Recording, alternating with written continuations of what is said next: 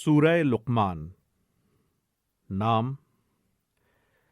اس سورت کے دوسرے رکوع میں وہ نصیحتیں نقل کی گئی ہیں جو لقمان حکیم نے اپنے بیٹے کو کی تھیں۔ اسی مناسبت سے اس کا نام لقمان رکھا گیا ہے۔ زمانہ نزول۔ اس کے مضامین پر غور کرنے سے صاف محسوس ہوتا ہے کہ یہ اس زمانے میں نازل ہوئی ہے جب اسلامی دعوت کو دبانے اور روکنے کے لیے جبر اور ظلم کا آغاز ہو چکا تھا اور ہر طرح کے ہتھ کنڈے استعمال کیے جانے لگے تھے، لیکن ابھی طوفان مخالفت نے پوری شدت اختیار نہ کی تھی۔ اس کی نشاندہی آیت 14 اور 15 سے ہوتی ہے، جس میں نئے مسلمان ہونے والے نوجوانوں کو بتایا گیا ہے کہ والدین کے حقوق تو بے شک خدا کے بعد سب سے بڑھ کر ہیں، لیکن اگر وہ تمہیں اسلام قبول کرنے سے روکیں اور دین شرک کی طرف پلٹنے پر مجبور کریں تو ان کی یہ بات ہرگز نہ مانو۔ یہی بات سورہ عنکبوت میں بھی ارشاد ہوئی ہے، جس سے معلوم ہوتا ہے کہ دونوں صورتیں ایک ہی دور میں نازل ہوئی ہیں، لیکن دونوں کے مجموعی انداز بیان اور مضمون پر غور کرنے سے اندازہ ہوتا ہے کہ سورہ لقمان پہلے نازل ہوئی ہے، اس لیے کہ اس کے پس منظر میں کسی شدید مخالفت کا نشان نہیں ملتا، اور اس کے برعکس سورہ عنکبوت کو پڑھتے ہوئے محسوس ہوتا ہے کہ اس کے نزول کے زمانے میں مسلمانوں پر سخت ظلم اور ستم ہو رہا تھا۔ موضوع اور مضمون۔ اس صورت میں لوگوں کو شرک کی لغویت اور نامعقولیت اور توحید کی صداقت اور معقولیت سمجھائی گئی ہے، اور انہیں دعوت دی گئی ہے کہ باپ دادا کی اندھی تقلید چھوڑ دیں، کھلے دل سے اس تعلیم پر غور کریں جو محمد صلی اللہ علیہ وآلہ وسلم خداوند عالم کی طرف سے پیش کر رہے ہیں، اور کھلی آنکھوں سے دیکھیں کہ ہر طرف کائنات میں اور خود ان کے اپنے نفس میں کیسے کیسے صریح آثار اس کی سچائی پر شہادت دے رہے ہیں۔ اس سلسلے میں یہ بھی بتایا گیا ہے کہ یہ کوئی نئی آواز نہیں ہے جو دنیا میں یا خود دیار عرب میں پہلی مرتبہ ہی اٹھی ہو اور لوگوں کے لیے بالکل نامانوس ہو۔ پہلے بھی جو لوگ علم و عقل اور حکمت و دانائی رکھتے تھے وہ یہی باتیں کہتے تھے جو آج محمد صلی اللہ علیہ وآلہ وسلم کہہ رہے ہیں۔ تمہارے اپنے ہی ملک میں لقمان نامی حکیم گزر چکا ہے، جس کی حکمت اور دانش کے افسانے تمہارے ہاں مشہور ہیں، جس کی ضرب الامثال اور جس کے حکیمانہ مقولوں کو تم اپنی گفتگوؤں میں نقل کرتے ہو، جس کا ذکر تمہارے شاعر اور خطیب اکثر کیا کرتے ہیں۔ اب خود ہی دیکھ لو کہ وہ کس عقیدے اور کن اخلاقیات کی تعلیم دیتا تھا۔ بسم اللہ الرحمن الرحیم۔ الف لام میم۔ اللہ کے نام سے جو بے انتہا مہربان اور رحم فرمانے والا ہے۔ الف لام میم۔ تلک آیات الکتاب الحکیم۔ یہ کتاب حکیم کی آیات ہیں، یعنی ایسی کتاب کی آیات جو حکمت سے لبریز ہے، جس کی ہر بات حکیمانہ ہے۔ ہدی ورحمۃ للمحسنین۔ ہدایت اور رحمت نیکوکار لوگوں کے لیے۔ الذین یقیمون الصلاة ویؤتون الزکاة وهم بالآخرة هم یوقنون۔ جو نماز قائم کرتے ہیں، زکوٰۃ دیتے ہیں اور آخرت پر یقین رکھتے ہیں۔ اولئک علی ھدی من ربہم واولئک ھم المفلحون۔ یہی لوگ اپنے رب کی طرف سے راہ راست پر ہیں اور یہی فلاح پانے والے ہیں۔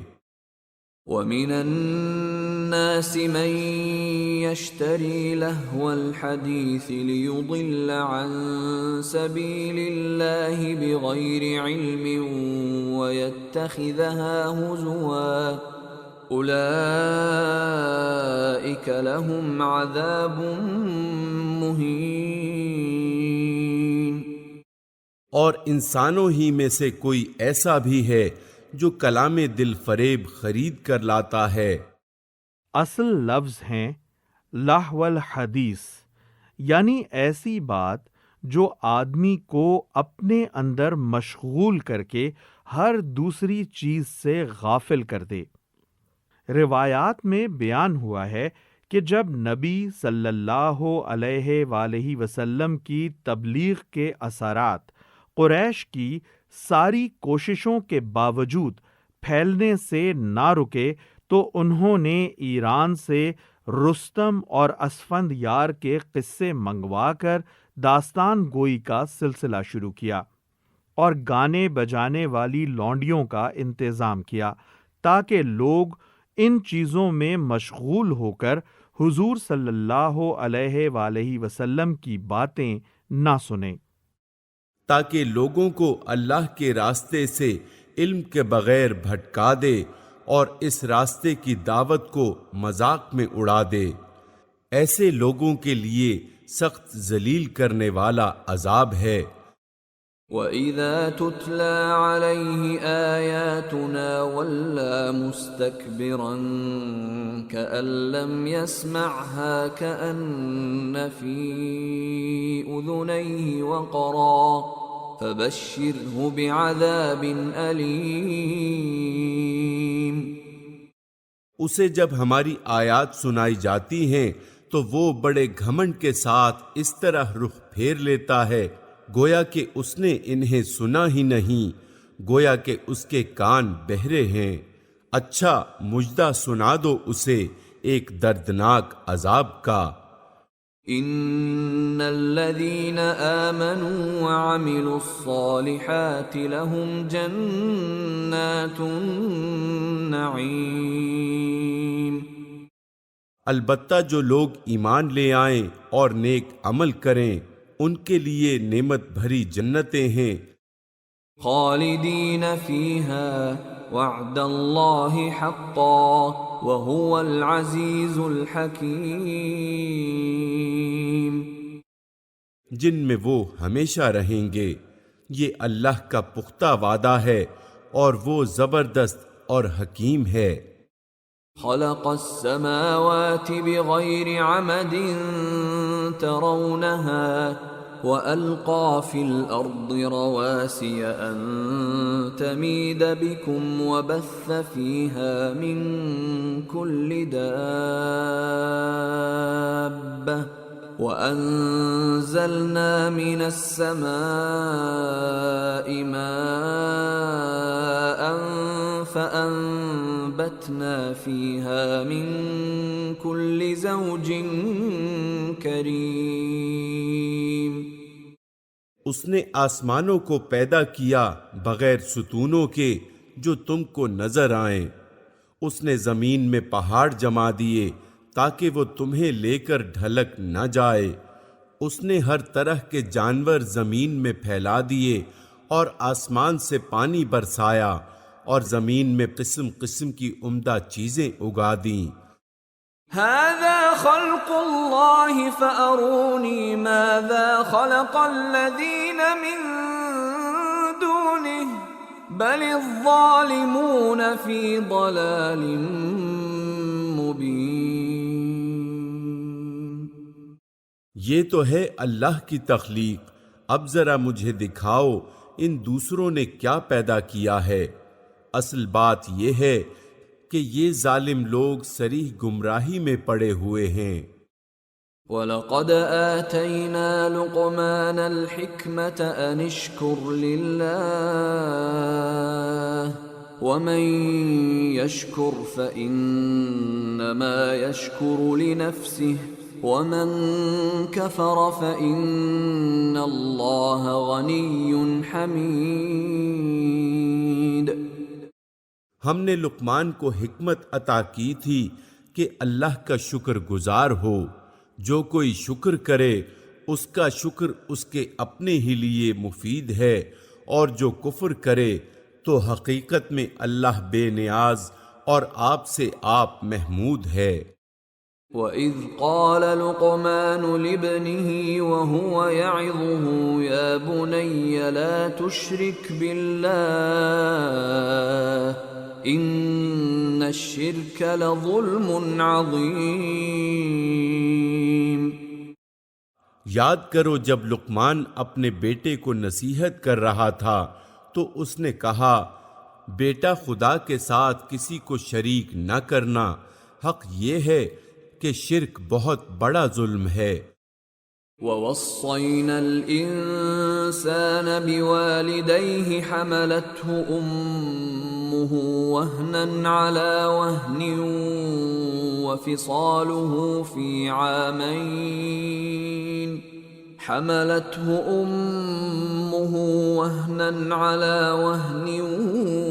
وَفِصَالُهُ فِي عَامَيْنِ أَنِ اشْكُرْ لِي وَلِوَالِدَيْكَ إِلَيَّ الْمَصِيرُ۔ اور یہ حقیقت ہے کہ ہم نے انسان کو اپنے والدین کا حق پہنچانے کی خود تاکید کی ہے۔ اس کی ماں نے ضعف پر ضعف اٹھا کر اسے اپنے پیٹ میں رکھا اور 2 سال اس کا دودھ چھوٹنے میں لگے، اسی لیے ہم نے اس کو نصیحت کی کہ میرا شکر کر اور اپنے والدین کا شکر بجا لا، میری ہی طرف تجھے پلٹنا ہے۔ وَإِن جَاهَدَاكَ عَلَىٰ أَن تُشْرِكَ بِي مَا لَيْسَ لَكَ بِهِ عِلْمٌ فَلَا تُطِعْهُمَا وَصَاحِبْهُمَا فِي الدُّنْيَا مَعْرُوفًا وَاتَّبِعْ سَبِيلَ مَنْ أَنَابَ إِلَيَّ ثُمَّ إِلَيَّ مَرْجِعُكُمْ فَأُنَبِّئُكُم بِمَا كُنتُمْ تَعْمَلُونَ۔ لیکن اگر وہ تجھ پر دباؤ ڈالیں کہ میرے ساتھ تو کسی ایسے کو شریک کرے جسے تو نہیں جانتا، یعنی جو تیرے علم میں میرا شریک نہیں ہے، تو ان کی بات ہرگز نہ مان۔ دنیا میں ان کے ساتھ نیک برتاؤ کرتا رہ، مگر پیروی اس شخص کے راستے کی کر جس نے میری طرف رجوع کیا ہے، پھر تم سب کو پلٹنا میری ہی طرف ہے۔ اس وقت میں تمہیں بتا دوں گا کہ تم کیسے عمل کرتے رہے ہو۔ یا بنی انہا ان تک مثقال حبة من خردل فتكن في صخرة أو في السماوات أو في الأرض يأت بها الله إن الله لطيف خبير۔ اور لقمان نے کہا تھا کہ بیٹا کوئی چیز رائی کے دانے کے برابر بھی ہو اور کسی چٹان میں یا آسمانوں میں یا زمین میں کہیں چھپی ہوئی ہو، اللہ اسے نکال لائے گا، وہ باریک بین اور باخبر ہے۔ یا بنی اقم الصلاة وأمر بالمعروف وانہ عن المنکر واصبر على ما اصابک ان ذلك من عزم الامور۔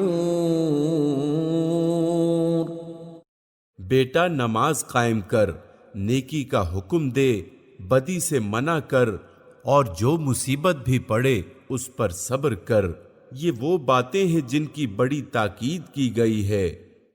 دوسرا مطلب یہ بھی ہو سکتا ہے کہ یہ بڑے حوصلے کے کاموں میں سے ہے۔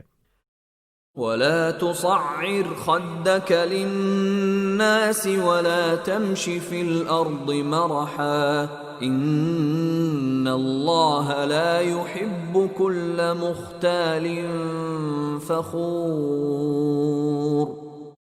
اور لوگوں سے منہ پھیر کر بات نہ کر، نہ زمین میں اکڑ کر چل، اللہ کسی خود پسند اور فخر جتانے والے شخص کو پسند نہیں کرتا۔ وَاقْصِدْ فِي مَشْيِكَ وَاغْضُضْ مِنْ صَوْتِكَ إِنَّ أَنْكَرَ الْأَصْوَاتِ لَصَوْتُ الْحَمِيرِ۔ اپنی چال میں اعتدال اختیار کر اور اپنی آواز ذرا پست رکھ، سب آوازوں سے زیادہ بری آواز گدھوں کی آواز ہوتی ہے۔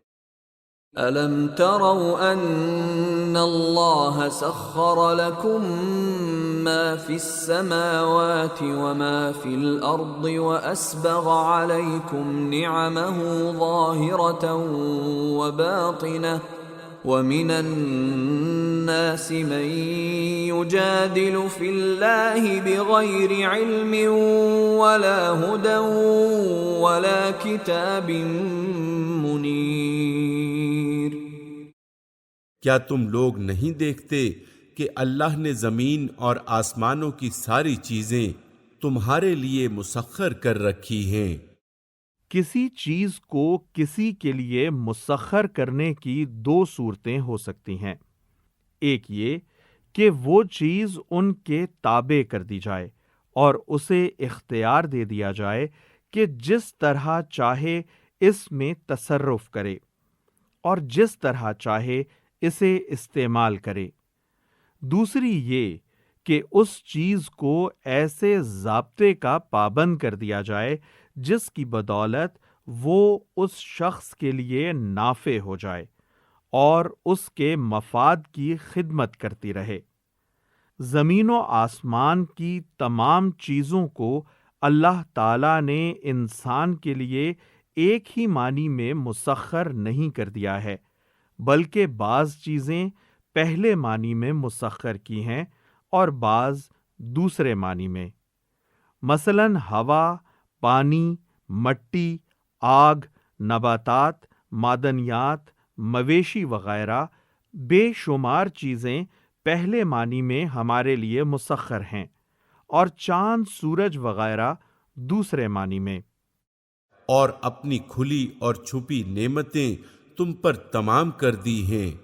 اس پر حال یہ ہے کہ انسانوں میں سے کچھ لوگ ہیں جو اللہ کے بارے میں جھگڑتے ہیں بغیر اس کے کہ ان کے پاس کوئی علم ہو یا ہدایت یا کوئی روشنی دکھانے والی کتاب۔ وَإِذَا قِيلَ لَهُمُ اتَّبِعُوا مَا أَنزَلَ اللَّهُ قَالُوا بَلْ نَتَّبِعُ مَا وَجَدْنَا عَلَيْهِ آبَاءَنَا أَوَلَوْ كَانَ الشَّيْطَانُ يَدْعُوهُمْ إِلَى عَذَابِ السَّعِيرِ۔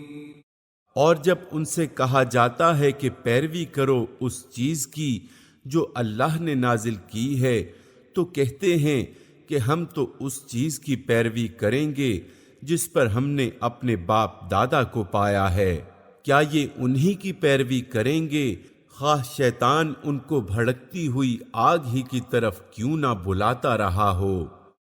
وَمَن يُسْلِمْ وَجْهَهُ إِلَى اللَّهِ وَهُوَ مُحْسِنٌ فَقَدِ اسْتَمْسَكَ بِالْعُرْوَةِ الْوُثْقَى وَإِلَى اللَّهِ عَاقِبَةُ الْأُمُورِ۔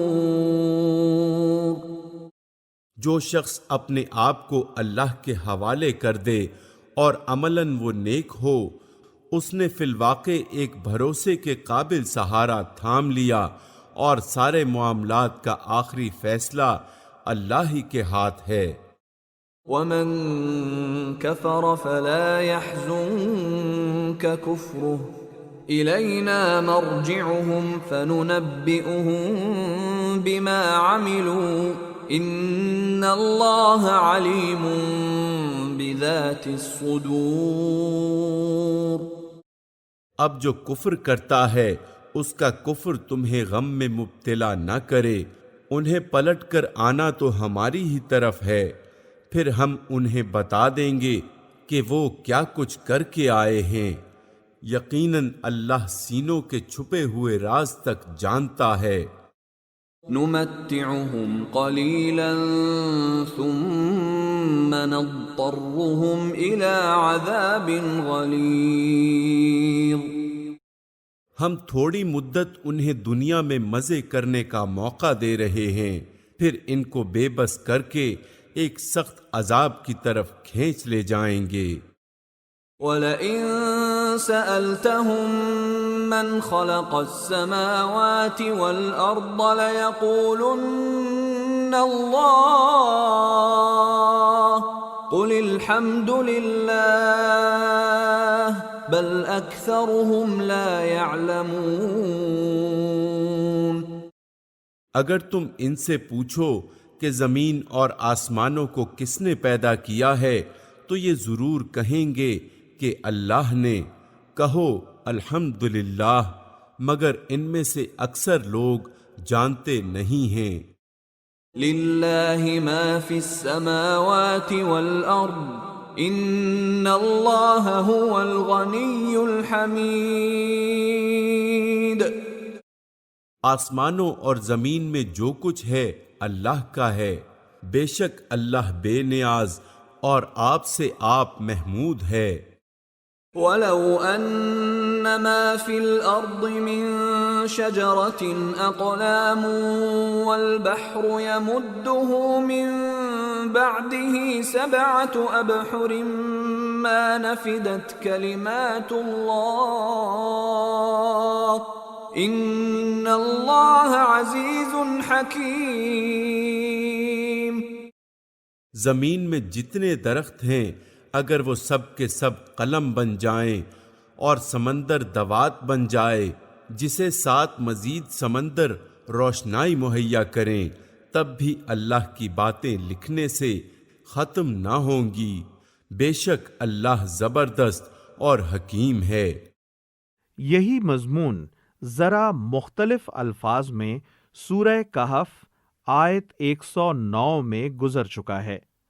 اس سے یہ تصور دلانا مقصود ہے کہ جو خدا اتنی بڑی کائنات کو وجود میں لایا ہے کہ اس کی قدرت کے کرشموں کی کوئی حد نہیں ہے، اس کی خدائی میں آخر کوئی مخلوق کیسے شریک ہو سکتی ہے؟ ما خلقكم ولا بعثكم الا كنفس واحدة ان اللہ سمیع بصیر۔ تم سارے انسانوں کو پیدا کرنا اور پھر دوبارہ جلا اٹھانا تو اس کے لیے بس ایسا ہے جیسے ایک متنفس کو پیدا کرنا اور جلا اٹھانا۔ حقیقت یہ ہے کہ اللہ سب کچھ سننے اور دیکھنے والا ہے۔ أَلَمْ تَرَ أَنَّ اللَّهَ يُولِجُ اللَّيْلَ فِي النَّهَارِ وَيُولِجُ النَّهَارَ فِي اللَّيْلِ وَسَخَّرَ الشَّمْسَ وَالْقَمَرَ كُلٌّ يَجْرِي إِلَى أَجَلٍ مُّسَمًّى وَأَنَّ اللَّهَ بِمَا تَعْمَلُونَ خَبِيرٌ۔ کیا تم دیکھتے نہیں ہو کہ اللہ رات کو دن میں پروتا ہوا لے آتا ہے اور دن کو رات میں اس نے سورج اور چاند کو مسخر کر رکھا ہے، سب ایک وقت مقرر تک چلے جا رہے ہیں۔ یعنی ہر چیز کی جو مدت عمر مقرر کر دی گئی ہے اسی وقت تک وہ چل رہی ہے، کوئی چیز بھی نہ ازلی ہے نہ ابدی۔ اور کیا تم نہیں جانتے کہ جو کچھ بھی تم کرتے ہو اللہ اس سے باخبر ہے؟ ذلك بأن الله هو الحق وأن ما يدعون من دونه الباطل وأن الله هو العلي الكبير۔ یہ سب کچھ اس وجہ سے ہے کہ اللہ ہی حق ہے اور اسے چھوڑ کر جن دوسری چیزوں کو یہ لوگ پکارتے ہیں وہ سب باطل ہیں، اور اس وجہ سے کہ اللہ ہی بزرگ و برتر ہے۔ أَلَمْ تَرَ أَنَّ الْفُلْكَ تَجْرِي فِي الْبَحْرِ بِنِعْمَةِ اللَّهِ لِيُرِيَكُم مِّنْ آيَاتِهِ إِنَّ فِي ذَلِكَ لَآيَاتٍ لِكُلِّ صَبَّارٍ شَكُورٍ۔ کیا تم دیکھتے نہیں ہو کہ کشتی سمندر میں اللہ کے فضل سے چلتی ہے تاکہ وہ تمہیں اپنی کچھ نشانیاں دکھائے؟ در حقیقت اس میں بہت سی نشانیاں ہیں ہر اس شخص کے لیے جو صبر اور شکر کرنے والا ہو۔ وَإِذَا غَشِيَهُم مَّوْجٌ كَالظُّلَلِ دَعَوُا اللَّهَ مُخْلِصِينَ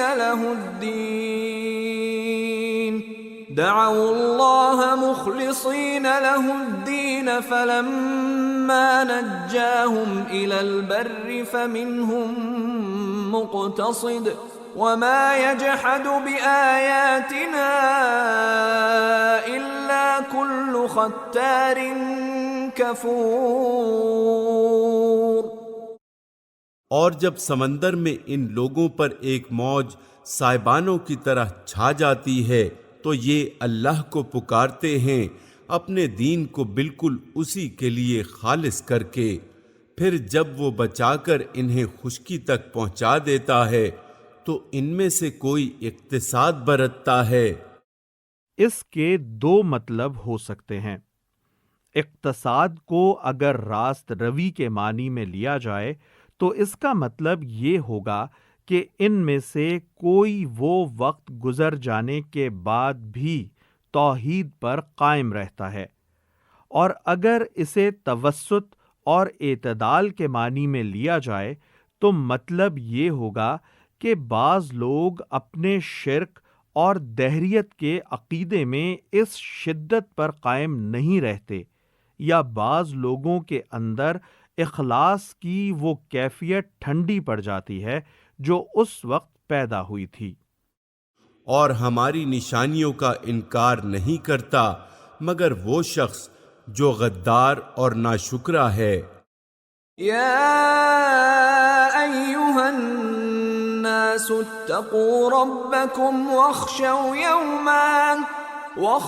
یوما لا یجزی والد عن ولده ولا مولود هو جاز عن والده شيئا ان وعد الله حق فلا تغرنكم الحياة الدنيا ولا يغرنكم بالله الغرور۔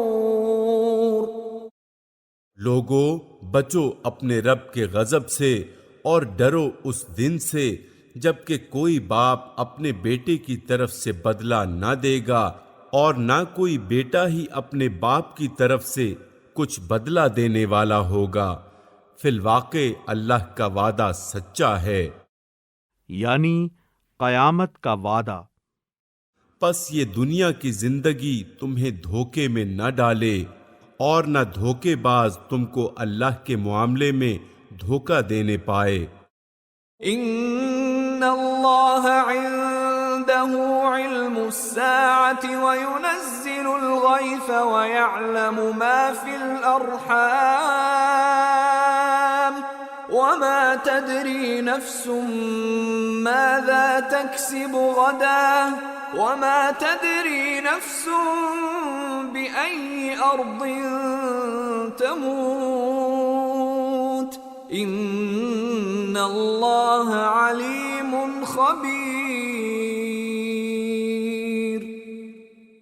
اس گھڑی کا علم اللہ ہی کے پاس ہے، وہی بارش برساتا ہے، وہی جانتا ہے کہ ماؤں کے پیٹوں میں کیا پرورش پا رہا ہے، کوئی متنفس نہیں جانتا کہ کل وہ کیا کمائی کرنے والا ہے، اور نہ کسی شخص کو یہ خبر ہے کہ کس سرزمین میں اس کو موت آنی ہے۔